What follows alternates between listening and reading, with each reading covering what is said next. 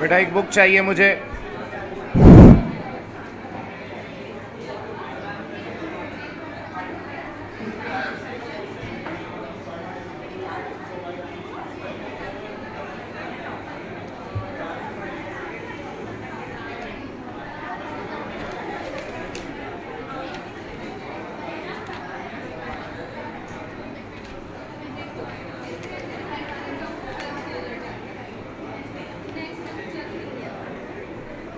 कौन कौन से क्वेश्चन रह गए हैं इसमें?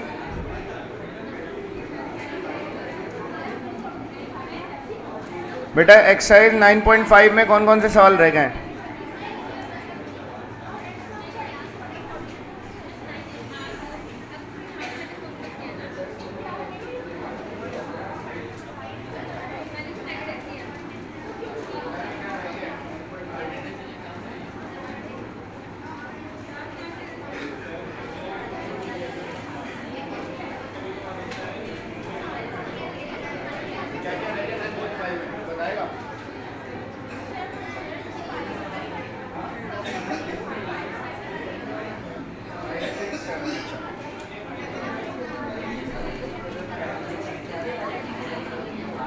बेटा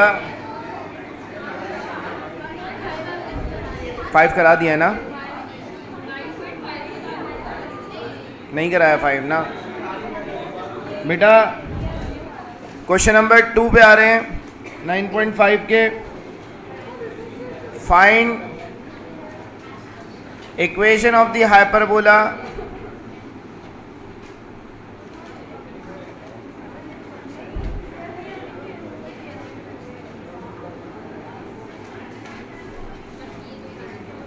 with center 1,3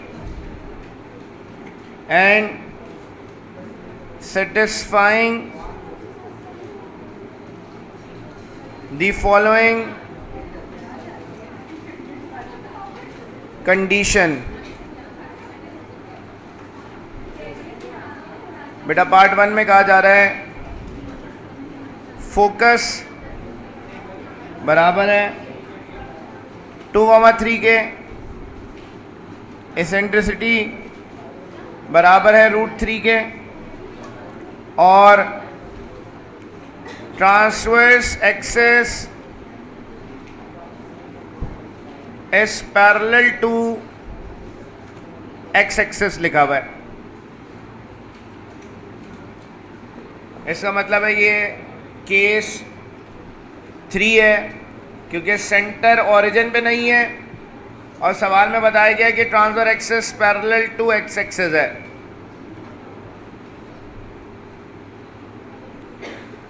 since the transverse axis is parallel to X axis, मतलब केस 3 है ये। बेटा केस 3 में सेंटर के कोऑर्डिनेट्स होते हैं h, k। ये बराबर है 1,3 के। h की वैल्यू 1 है, k की वैल्यू 3 है, तो h और k आ गया।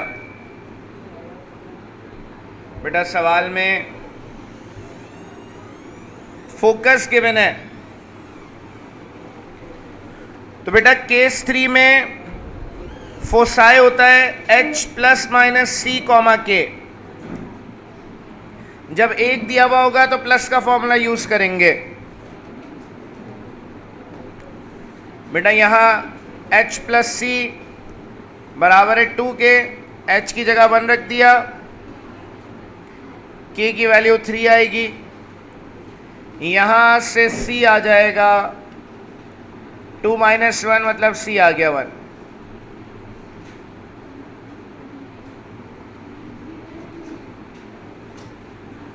c² बराबर है a², नहीं अभी c खाली हमारे पास आया है और कोई वेरिएबल नहीं है, तो एसेंट्रिसिटी सवाल में गिवन है, एसेंट्रिसिटी बराबर होती है c/a के। e की जगह √3 आ गया, c की जगह 1, ए की वैल्यू आएगी 1/√3।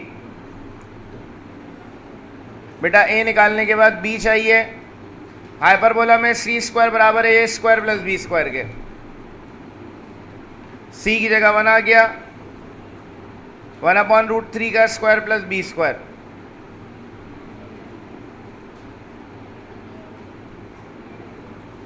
वन अपॉन थ्री उधर जाके माइनस का हो गया, तो यहां से बी स्क्वायर की वैल्यू आ रही है 3 माइनस 1/3, बी स्क्वायर आ गया 2/3। चाहे तो बी भी निकाल सकते हैं, लेकिन इक्वेशन निकालनी है तो हम ये वैल्यू रख सकते हैं वहां पे। Since equation of hyperbola is, बेटा केस 3 की इक्वेशन यूज होगी x माइनस एच का स्क्वायर अपॉन ए स्क्वायर, y माइनस के का square upon B square is equals to 1। h की जगह 1, ए स्क्वायर 1/√3 का स्क्वायर, के की जगह 3 आ जाएगा, बी स्क्वायर की जगह 2/3। ये 1/3 आ गया। दोनों वैल्यूज को जो नीचे डिनोमिनेटर में इसको रेसिप्रोकल कर देंगे। ये 3 इंटू एक्स माइनस 1 का स्क्वायर, ये 3/2 इंटू वाई माइनस 3 का स्क्वायर इज इक्वल्स टू 1। ये आंसर आ गया इसका।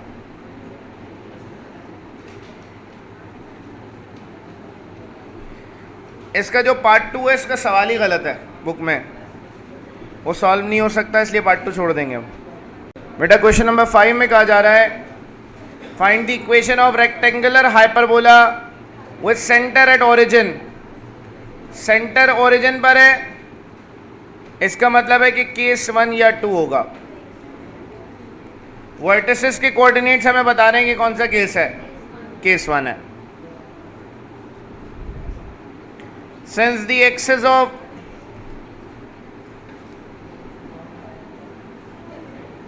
hyperbola is along x-axis,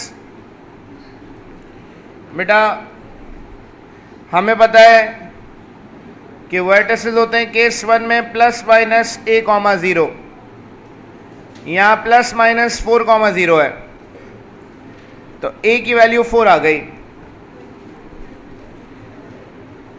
In rectangular hyperbola,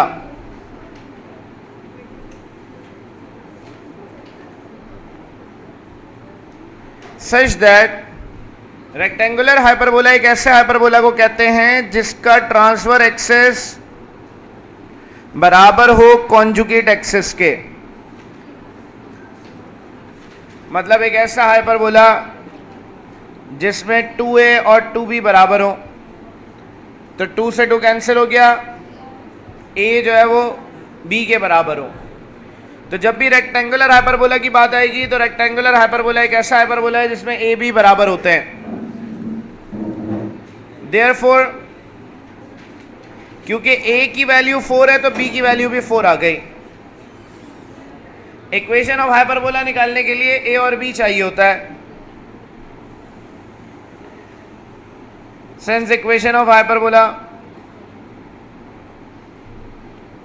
is case 1 की इक्वेशन है X square upon A square minus Y square upon B square is equals to 1। तो X square upon 4 का square minus Y square upon 4 का square is equals to 1। X square upon 16 minus Y square upon 16 is equals to 1। ये आ गई equation of rectangular hyperbola. सवाल में 3 अलग अलग equations मांगी जा रही है। Is the required equation of rectangular hyperbola. सवाल में दूसरी इक्वेशन मांगी जा रही है find the equation of its conjugate hyperbola. अब कॉन्जुगेट हाइपरबोला क्या होता है?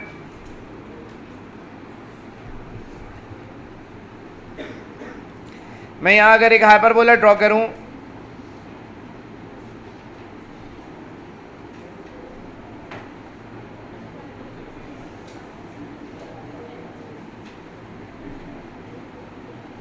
फॉर एग्जाम्पल ये एक हाइपरबोला है।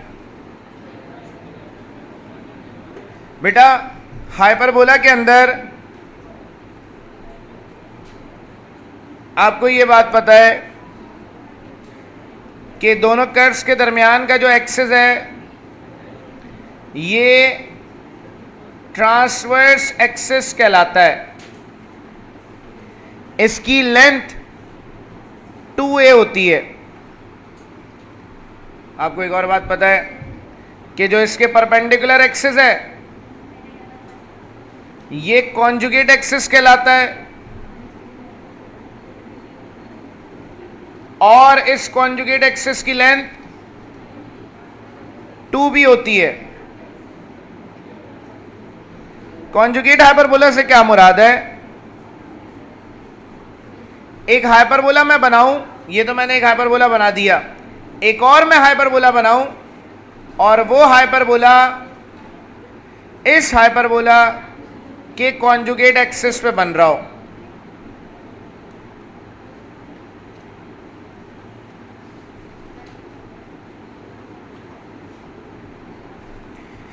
बेटा ये हाइपरबोला जो मैंने नया हाइपरबोला बनाया है, ये हाइपरबोला कॉन्जुगेट एक्सिस के ऊपर मैंने बनाया है। मतलब इस हाइपरबोला का जो ट्रांसफर एक्सिस है वो बेसिकली क्या बन गया है? 2b बन गया है। ये जो हाइपरबोला था इसकी इक्वेशन थी x square upon a square minus Y square upon B square is equals to 1। जो दूसरा मैंने हाइपरबोला बनाया है ये कौन से केस का हाइपरबोला है? केस 2 का है, ये अलोंग वाई एक्सिस वाला है। तो ये केस 2 का हाइपरबोला है। केस 2 की इक्वेशन होती है y square upon A square minus x square upon B square is equals to 1। लेकिन एक मसला है, यहां पे मैंने कहा कि इस हाइपरबोला का जो ट्रांसवर्स एक्सिस है, असल में हाइपरबोला का कोई भी केस हो ट्रांसवर्स एक्सिस 2a होता है, लेकिन यहां पर ट्रांसवर्स एक्सिस इस हाइपरबोला के लिए क्या है? 2b है, क्योंकि दूसरे हाइपरबोला के कॉन्जुगेट एक्सिस के ऊपर ये बना हुआ है। तो केस 2 की इक्वेशन ही होगी, बस फर्क ये होगा कि a की जगह b आएगा, b की जगह a आएगा। इस इक्वेशन को कॉन्जुगेट हाइपरबोला की इक्वेशन कहा जाता है। कॉन्जुगेट हाइपरबोला ऐसे हाइपरबोला को कहते हैं कि जो दूसरे हाइपरबोला के कॉन्जुगेट एक्सिस पर बन जाए।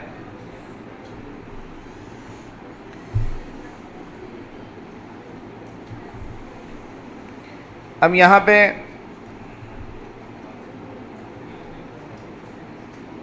since equation of conjugate hyperbola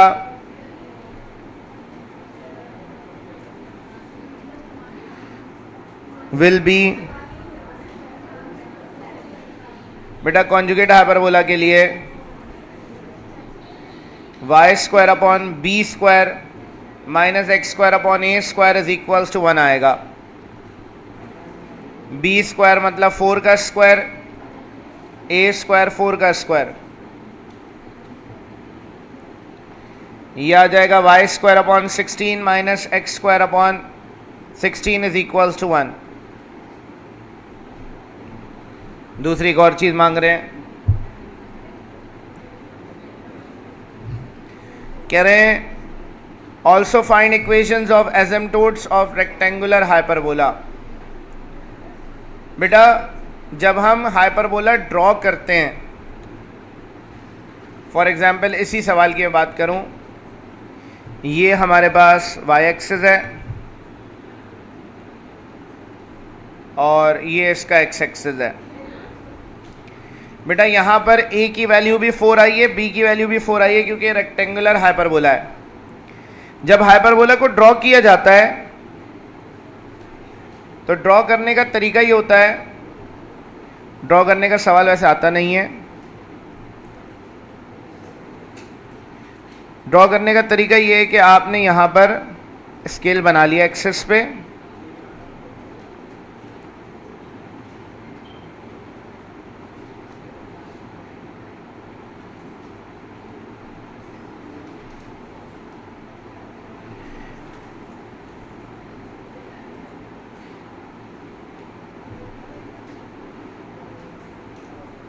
बेटा a की वैल्यू 4 है, तो इसका मतलब है 0 से 4 तक जाएंगे इस तरफ, 0 से -4 जाएंगे इस तरफ, ये हो जाएगा ट्रांसफर एक्सेस।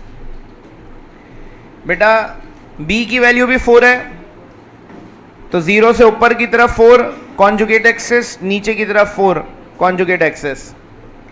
हाइपरबोला ड्रॉ करने का तरीका ये होता है कि a और b की वैल्यूज मार्क करें, उसके बाद यहां पर एक रेक्टेंगल या स्क्वायर जो भी बन रहा है वो बना लें इन पॉइंट्स पर जहां पर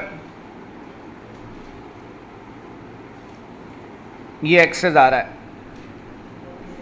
बेटा ये जो स्क्वायर बना है यहां पर, इसके जो ये कॉर्नर्स हैं, इन कॉर्नर्स से एक लाइन गुजरती है।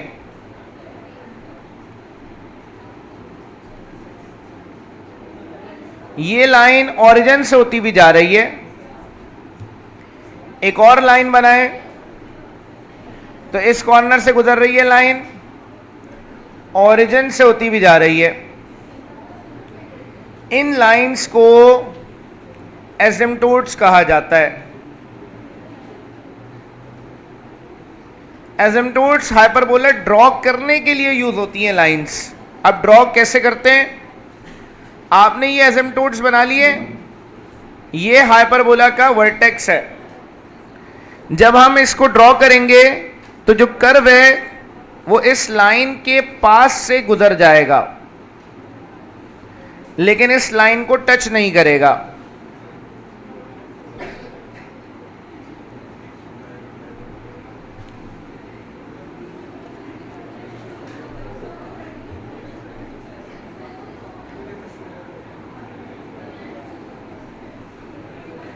इसी तरह यहां पर भी कर्व हाइपरबोला लाइन के पास से गुजरेगा, लेकिन इसको टच नहीं करेगा। एसिम्पटोट ऐसी लाइन को कहते हैं जो कि किसी भी कर्व के बहुत करीब से गुजर जाए लेकिन उसको टच ना करे, तो ऐसी लाइन को एसिम्पटोट कहा जाता है। जब आप ये रेक्टेंगल और एसिम्पटोट मिटा देते हैं तो आपके पास एक परफेक्ट हाइपरबोला बनता है यहां पर। अब बेटा एसिम्पटोट की इक्वेशन कैसे निकलेगी? तो बेटा केसेस, डिफरेंट केसेस के लिए डिफरेंट इक्वेशंस है। केस 1 की इक्वेशन है y is equal to plus minus b upon a x. Case 2 की इक्वेशन है y is equal to plus minus a upon b x. Case 3 और 4 का जिक्र है नहीं, वैसे भी सवाल सिर्फ केस 1 का है यहां पर। केस 3 और 4 अगर की बात करें तो y minus k is equal to plus minus b upon a x minus h, case 3 की इक्वेशन होती है। 4 के लिए plus minus a upon b आ जाता है। तो हाइपरबोला ड्रॉ करने का सवाल तो आता नहीं है, लेकिन ड्रॉ करने के लिए एसिम्पटोट्स बनाने पड़ते हैं।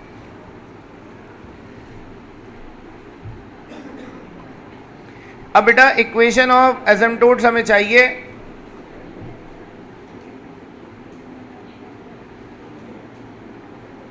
एक minute रुकिएगा।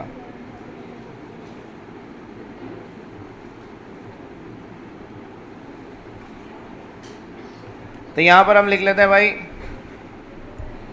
Using equations of asymptotes such that y is equals to plus minus b upon ax। बेटा यहां b की जगह भी 4, a की जगह भी 4, y आ जाएगा प्लस माइनस एक्स, y की एक वैल्यू x आएगी, y की एक वैल्यू माइनस एक्स आएगी। बेटा y को उधर ले जाएंगे तो x minus y is equals to 0, x इधर आ जाएगा तो x plus y is equals to 0। तो ये दो इक्वेशंस आ गई, ये दोनों इक्वेशंस ऑफ एसिम्पटोट्स हैं।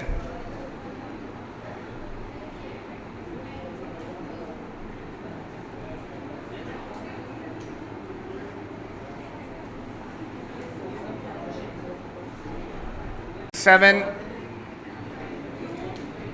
Show that the eccentricities of the two conjugate hyperbolas satisfy the relation. दो eccentricities दी हुई हैं conjugate hyperbolas की. Let E1 be the eccentricity of x square upon a square minus y square upon b square is equals to 1. Case 1 की eccentricity को हम E1 कह रहे हैं. eccentricity का फॉर्मूला हर केस में c अपॉन ए होता है. Let E2 be the eccentricity of conjugate hyperbola y square upon b square minus x square upon a square is equals to 1. Conjugate hyperbola एक ऐसा हाइपरबोला होता है जिसमें a की जगह b आ जाता है, b की जगह a आ जाता है. तो इसीलिए इसकी centricity c upon b use होगी यहां पे. बेटा मैं प्रूफ करना है रिलेशन को.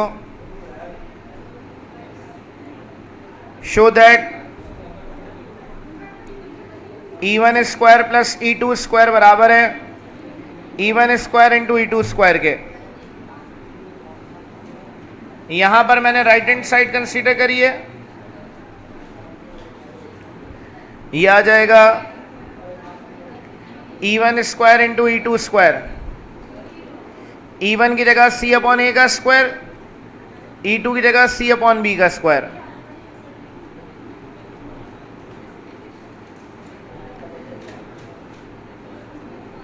बेटा c स्क्वायर की जगह a square plus B square आ जाएगा. हाइपरबोला में हमें पता है कि c स्क्वायर बराबर होता है a square plus B square के. हमें क्योंकि इसको प्रूफ करना है तो प्रूफ करने के लिए एक c की जगह फॉर्मूला लगाएंगे. c स्क्वायर अंदर मल्टीप्लाई होगा a square c square, b square c square, नीचे a स्क्वायर बी स्क्वायर आ गया. एलसीएम ब्रेक करेंगे यहां पे. ए स्क्वायर बी स्क्वायर दोनों के नीचे अलग अलग आ जाएगा. ए स्क्वायर से a square cancel, B square से बी स्क्वायर कैंसिल, सी अपॉन बी का स्क्वायर, सी अपॉन ए का स्क्वायर. बेटा सी अपॉन बी E2 है, सी अपॉन ए E1 है.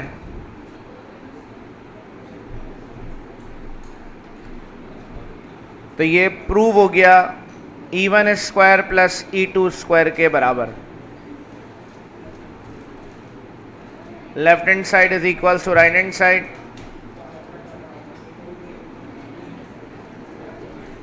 देखिएगा 6 में कहा जा रहा है find the eccentricity of a hyperbola whose lattice rectum is double the transverse axis. Double है इसका मतलब इक्वल्स टू की साइन आएगी. लेटेस्ट रेक्टम बराबर है 2 टाइम्स ट्रांसवर्स एक्सिस के. लेटेस्ट रेक्टम की लेंथ होती है 2b square upon a, transverse axis की लेंथ होती है 2a. दोनों साइड्स पे 2 लिखा था, एक 2 यहां मल्टीप्लाई हो रहा है, वहां जाके डिवाइड हो जाएगा, इसलिए 2 से 2 कैंसिल कर दिया. b स्क्वायर बराबर आ गया 2a स्क्वायर के. बेटा जब एसेंट्रिसिटी निकालनी हो और बी स्क्वायर पता हो तो ये फॉर्मूला हम यूज करते हैं. B square is equals to a square into e square minus 1. यहाँ ए स्क्वायर से ए स्क्वायर कैंसिल हुआ, बी स्क्वायर की जगह 2a स्क्वायर रखा, ए स्क्वायर से ए स्क्वायर कैंसिल हो गया. ये माइनस का 1 उधर चला जाएगा, प्लस का 1 हो जाएगा, ई स्क्वायर आ गया 3. दोनों साइड्स पे रूट लगा दिया, ई की वैल्यू आ गई √3. बेटा एमसीक्यू आता है कि रेक्टेंगुलर हाइपरबोला की सेंट्रिसिटी क्या होती है.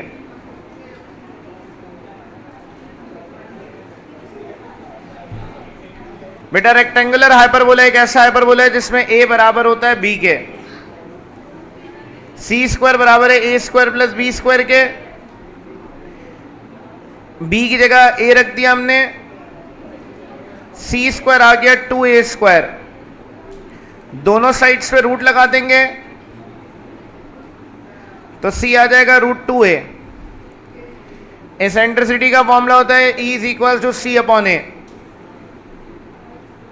मैंने सी की जगह √2a रख दिया, नीचे a लिखा हुआ है, a से कैंसिल हुआ।